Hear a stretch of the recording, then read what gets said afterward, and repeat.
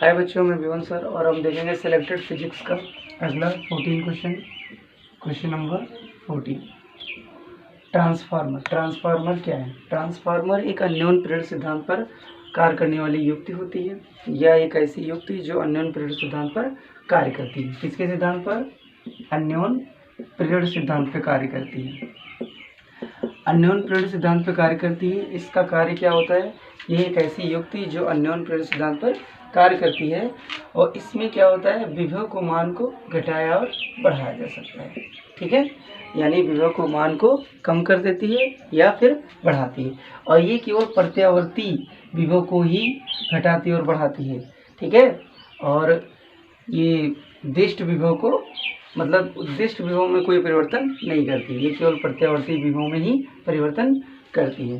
तो क्या कहेंगे? ट्रांसफार्मर एक ऐसी युक्ति जो अन्योन प्रेरण के सिद्धांत पर कार्य करती है जिसमें प्रत्यावर्ती विभव को घटाया और बढ़ाया जाता है।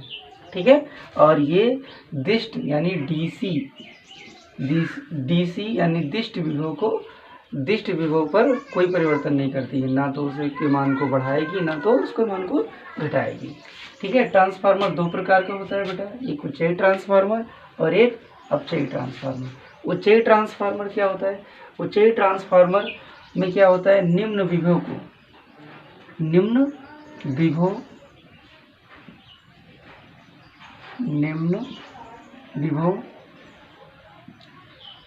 की प्रबल प्रत्यावर्ती धारा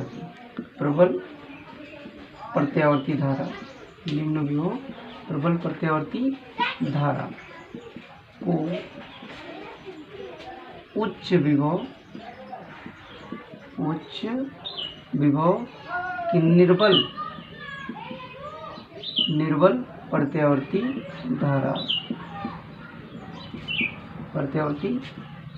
धारा में परिवर्तित करती है। ठीक है, इसे क्या कहेंगे? उच्चयी ट्रांसफार्मर कहते हैं। सिर्फ इसी बात को हम याद करेंगे, निम्न विभव प्रबल प्रत्यावर्ती धारा को उच्च विभव में, निम्न विभव को किस में बदल देगी? उच्च विभव में। प्रबल प्रत्यावर्ती धारा को किस में बदल देगी? निर्बल प्रत्यावर्ती धारा में। तो वो कैसा ट्रांसफार्मर हो जाएगा? उच्चयी ट्रांसफार्मर हो जाता है। इसमें क्या होता है, जो प्राथमिक कुंडलियां होंगी उनमें कम फेरे होंगे, यानी प्राइमरी कुंडली में क्या होते हैं? कम फेरे, और उसके बीच में क्या होता है? लो क्रोड लगा होता है, क्रोड, और इसके बाद में क्या होता है? एक सेकेंडरी कुंडली होती है यानी द्वितीय कुंडली, तो उसमें क्या होता है? अधिक फेरे होते हैं। ठीक है, ये कौन सा ट्रांसफार्मर हो जाएगा? उच्चयी ट्रांसफार्मर।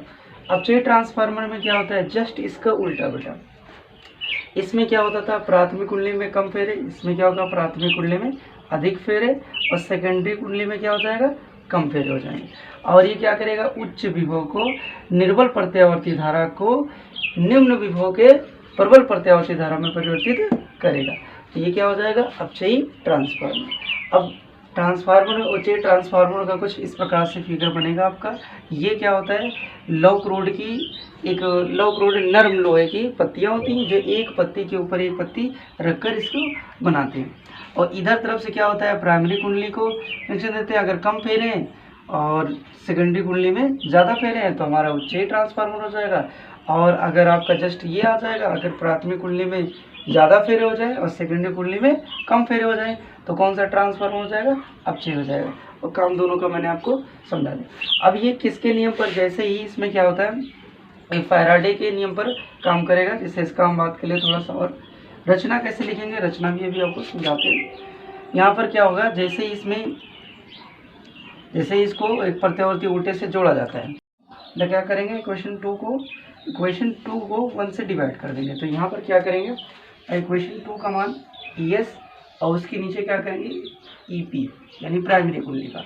तो प्राइमरी कुंडली का भाग जब डिवाइड करेंगे तो देखिए क्या हो जाएगा, यहाँ पर NS, ठीक है, d∅/dt, और यहाँ पर क्या हो जाएगा? NP/d∅/dt हो जाएगा। तो यहाँ पर ये तो कैंसिल आउट हो जाएगा। ठीक है, तो यहाँ पर क्या हो जाएगा? ES/EP, और इधर क्या हो जाएगा? NS/NP। तो ये जो अनुपात होता है ये परिमाणन अनुपात के बराबर होता है, यानी R के मान के बराबर होता है। ठीक है, इसी को परिमाणन अनुपात कहते हैं। ये आपका सूत्र निकल आएगा ES बटा EP NS बटा NP और क्या हो जाएगा R हो जाएगा। ठीक है, थैंक यू।